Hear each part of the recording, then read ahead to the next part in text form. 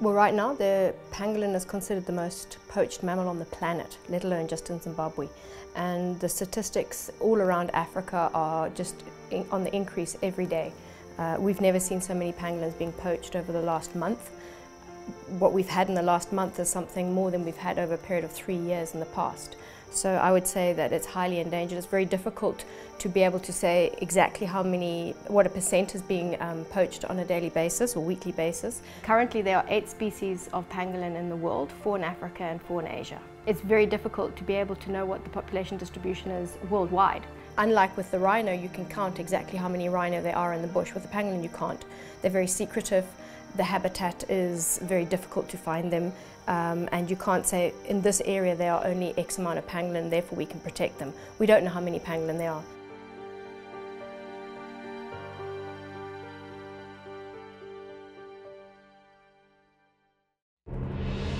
The Tikki Hywood Trust is a 24/7 rescue centre.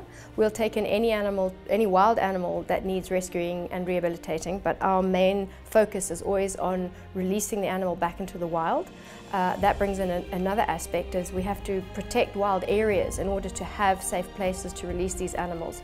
So again, we work with people on the ground to have safe havens where we can release the animals that we rescue and rehabilitate.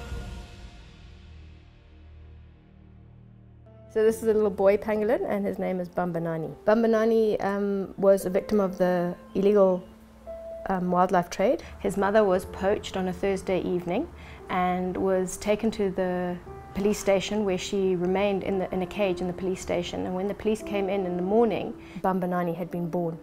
And that's when we were called in to obviously assist with the care of both mother and baby.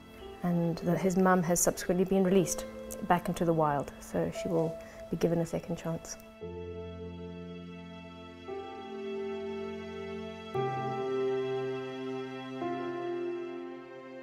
One of the areas that I felt very strongly about when I got involved in conservation was trying to make a difference for when we're no longer here, i.e. at some point I'm no longer going to be around, but I still want the efforts of what I've done in my lifetime to go on to the next generation.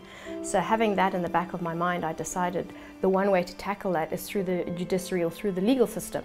And the Tikki Hywood Trust over the last 10 years has worked with changing the current wildlife laws, and in fact we've changed all the poaching fines for every single animal from A to Z within Zimbabwe, and we will continue to do it so that we create a respect within the populace to protect and not poach the wildlife. We've actually endured Zimbabwe over the hardest 20 years in conservation, and we're still here and we're still going strong. So what makes us continue doing what we're doing?